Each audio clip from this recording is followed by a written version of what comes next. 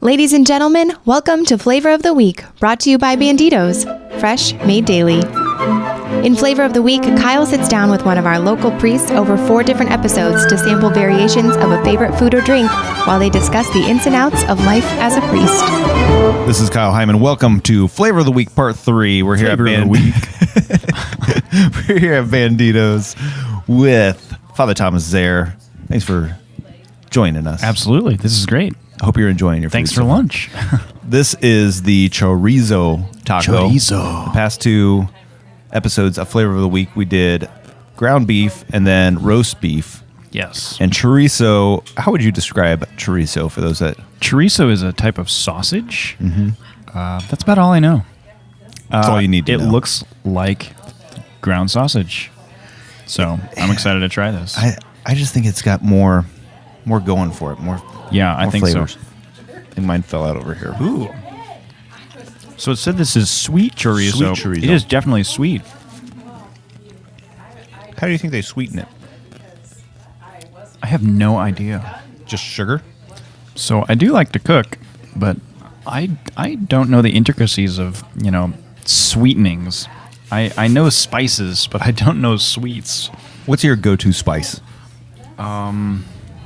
Salt and pepper. I use a lot of garlic. Oh, well, yeah. Garlic is a go-to. Garlic is a classic. What do I use? It depends on what I'm making. Oregano's good. Montreal's steak rub is a great seasoning for chicken, for steak, a lot of different things. I use that on like anything. It's kind of an all-purpose seasoning. I'm not really sure what it is, but it's a great seasoning flavor. Very good. All right. Well, Father Thomas, we've talked about your kind of discernment to priesthood, your path there, your work as a chaplain at Bishop Luers, and your involvement in the elementary school, your first less than a year as a priest. We could talk about your...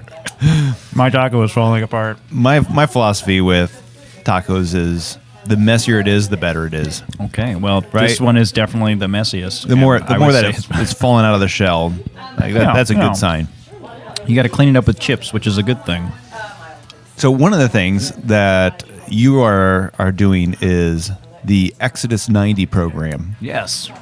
So, for those that aren't familiar with Exodus 90, why don't you explain what it is? Sure. So Exodus 90 is a 90-day program. It's like a spiritual enlightening and spiritual asceticism. You do it for 90 days, and you do it with a group of, it's designed really for men who are, just want to get more out of life and are really desiring a deeper relationship with the Lord. And you do it in a group of fraternity, group of brothers working together, growing in holiness, working on asceticism, and really developing some spiritual practices and self-denial kind of exercises. So it involves some fasting, giving up certain things.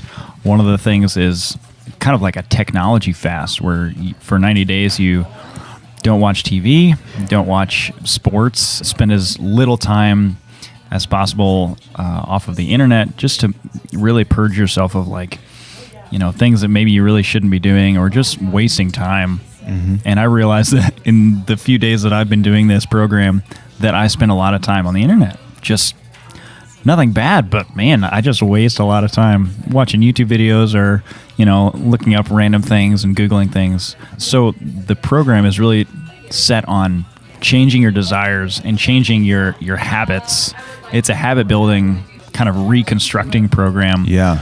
Where a lot of people get into bad habits, whether it's, inappropriate internet use or just wasting time, or it's also, there's a little bit of kind of a dieting portion to it. So you don't drink alcohol, you limit your meals, and you really say no to yourself so that you can really be free to say yes to other things, like say yes to your family, say yes to your relationship with God, because so many men, well, I would say men only because I'm a man and I understand this, are trapped in sins and trapped in certain behaviors that are just really not healthy and really are not good for a good Christian and someone who wants to live fully and live freely.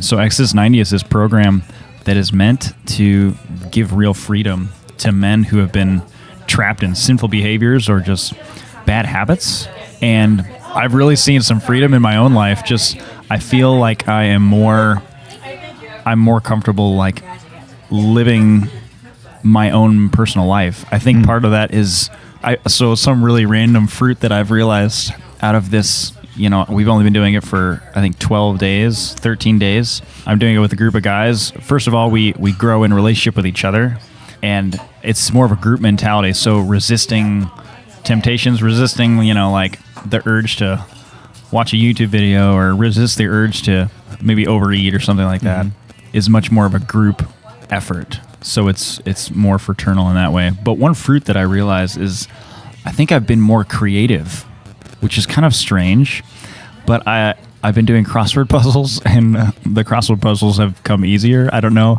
but I think it's a more like natural use of my brain rather than just like letting it waste away on the internet or letting it die by just, unnecessary internet use, things like that.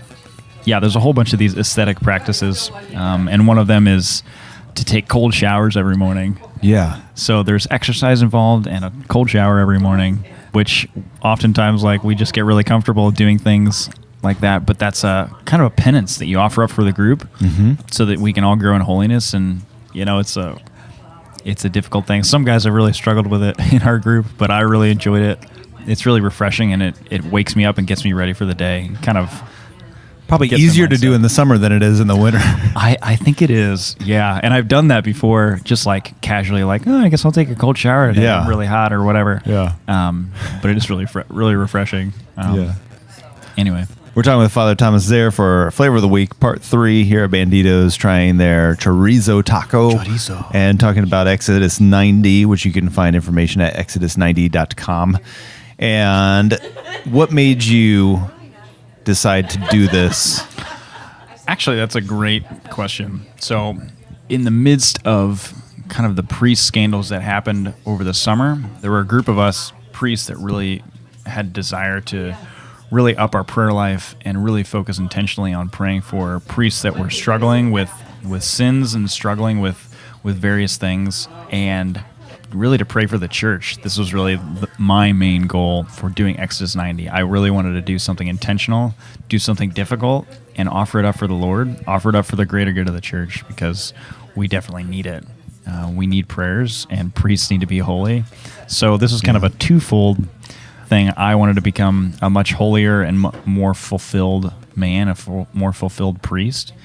And I also wanted to offer my prayers and my penances and my sufferings and my difficulties for the betterment of the church and betterment of priests that I know. I'm also doing it with a couple other priests in the diocese, and it's good seeing their perspective on just different insights and things like that on suffering and penance and offering things up. And it makes it much more concrete to do it with priest brothers. It's been a good journey so far. So you mentioned this is something that you do as a group. Yeah. Is your group all priests? No, there's a couple of lay people. Okay.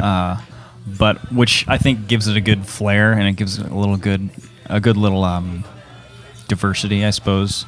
But we're all doing it for different reasons. Some of us are doing it for combating certain personal sins, but others of us are really offering it up specifically for the betterment of others. And I suppose that's my main focus is offering it up for the betterment of the church, because we're suffering and we need prayers. And Jesus himself said that there are certain sins and certain demons that can only be cast out by prayer and fasting. So fasting is one of the things I'm doing, and I'm praying intently for that as well. Has it been difficult?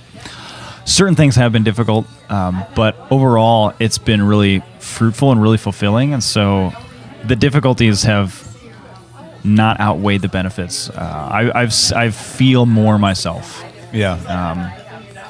Yeah. Have you ever done anything like this in the past? I have done, well, it's almost like Lent, outside of Lent, in kind of a more intense and more rigorous way. Almost every Lent, I'm really bad at getting something started and following through with it. I think partly because I don't have a lot of accountability. Okay. So during Lent, like, okay, I'm not going to, eat candy or whatever. But nobody's going to see me if I don't eat candy. Yeah. And I don't have to, like, admit or go to confession and say, well, I ate candy, because that's not a sin. It's just, like, me breaking a little bit of my my own penance. But in Exodus, it's much more intentional because you're doing it with a group.